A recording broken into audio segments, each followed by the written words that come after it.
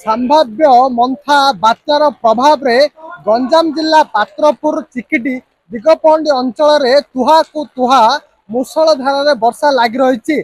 आमे आज पहुंचु जो बाघलटी डैम रही बाघलटी डैम रे पहुंचु। बाघलटी डैम रो 3टी गेट वर्तमान सुधा खोला जाइछि। जेहेतु बाघलटी डैम रे 4टी गेट थिबा बेले वर्तमान 3टी गेट खोला जाइछि। जा फल रे बाघलटी डैम रो पानी बाहुदा नदी को जाइछि। बाहुदा नदी को जिबा परे बाहुदा नदीर जलस्तर वृद्धि पाइछि। बाहुदा नदी को लागि रहिଥିବା केनाल गुड़िकर मध्य जलस्तर वृद्धि पाइछि। जा फल रे धान संपूर्ण जलमग्न होछि। जाको नै चाषी मनरे मध्य छन्द आमे जेतेबेले बागलटी डैम रे देखुथुलु दृश्य जो भली भाबे वर्षा लागि रहिछि। आंकुली पंचायत रो जो पहाड़ अंचल गुड़िक रहिछि सेही अंचल रो पानी अहरह डैम मध्य प्रवेश करछि। जहा फल रे डैम रो पानी वृद्धि पावार लागिछि। प्रतिक्रिया नबा आम गहन रे बाघलटी जलसेचन विभाग रो जे एसडीओ रहिछन्ती तांकर प्रतिक्रिया नबा किबोली रहिछि। केतोटी गेट खोला सर कोन कहबे केतोटी गेट बाघलटी रो खोला जाइछि कोन कहबे प्रतिक्रिया रखि। वर्तमान आमर मंथा बात्या को दृष्टि रखी 3टी गेट द्वारा पाखापाखि 150 क्यूमेक पानी छड़ा जाउछि। वर्तमान जल भंडार को किसी ना भी 200 क्यूमेक पानी प्रवेश करछि प्रति सेकेंड मीटर 200 मीटर को प्रवेश करछि। तो आमे एथि जोगु आमे पाखापाखि नदी कोलिया ग्रामवासी मानक भी सचेतन करैछु। 3 थर माइक रे डाकबाजी यंत्र द्वारा समस्त सचेतन करा जाइछि। तथा आमर जिला प्रशासन रो स्थानीय बीडीओ तहसीलदार समस्त समस्त सब जहाँ घटनावली गुड़िक विस्तृत भाव में टाइम टू टाइम जना जाउछि। काली जिलापाल आसले गंजाम जिलापाल स्थिति अनुध्यान करछन कोन काली जिलापाल महोदय तथा आमर उपजिलापाल महोदय रात्रि पाखापाखि 10टा 10:30 आसते एवं से विस्तृत भाव में डैम रो वर्तमान परिस्थिति तथा जल भंडार केते प्रवेश करछि वर्तमान किभली छड़ा जाउछि आगामी आमर कौन रणनीति रही से विषय जानिथिले तांको आमे विस्तृत भाव पुंखानुपुंख बुझाइथिलु।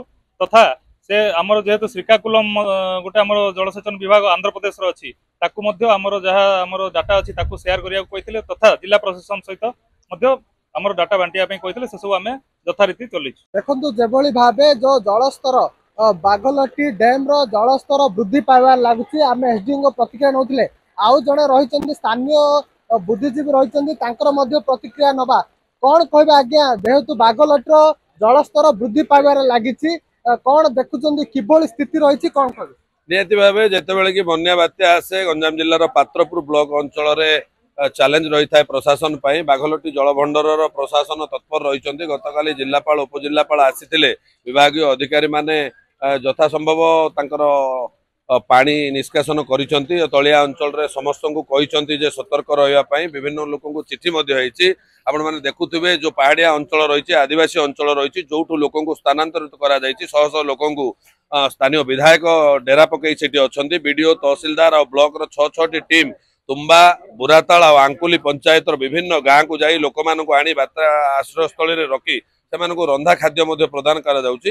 देखुछंती क्रमागत वर्षा चली पवन अच्छी निश्चित भाव प्रशासन तत्पर रही और लोकंकर सुविधा रही सेमती किसी असुविधा ना समस्त सतर्क रही। बाहुदार जेहेतु पानी पड़ी जलस्तर वृद्धि पाई चाष जमी गुड़िक कौन केमती स्थिति निहाती गोटे समय थिला बाघलटी पानी नथिला जेतेबेले लोकंकु पानी थिला एबे पानी उछुलुची जेतेबेले अमल समय आसुची गोटे समय थिला पीडिया लोकंक पाखरे नथिला पीडिया पकेकी जेतेबेले अमल टाइम आसिलानी धान रे शेष पर्याय रे पहुंची सेही समय चाषीक पई निहाती एटा चड़क गोटे पटे आमे देखुचे पात्रपुर ब्लॉक रे बन्या बात्या हाले गोटे पटे चिंतार आदिवासी आउ गोटे पखारे चिंतार चाषी एमिति द्विमुखा रे रहिछन्ती वर्तमान परिस्थिति। देखंतु जेभली भाबे कहउतिले जे बाघलटी डैम रे जेभली भाबे परिस्थिति अनायत होईची पानी तुहा कुतुआ जो पहाड़िया अंचल रु खसुची जहा फल जलस्तर वृद्धि पाउची गेट मध्य खोला जाइची।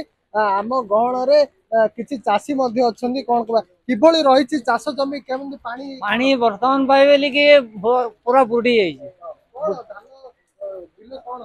बिल कोन पब एने त हमर तसारे काम तसारे एडा दला हमर बातिया नष्ट हेला बेला हम पूरा खाई पाइबो ना हमर पूरा नष्ट होबो सब वर्तमान देखंतु जेभली भाबे कहउतिले जे जणे चाषींकर जो पानी बिल रे पानी मग्न होईची जहा फल रे चाष जमी नष्ट हो जाइची। आगामी दिन रे किभली मंथार मुकाबला करिवारे स्थानीय प्रशासन सक्षम होउची ताकू ही देखियो बाकी रहला। गंजाम जिला बाघलटी डैम रु सत्यनारायण पाड़ी।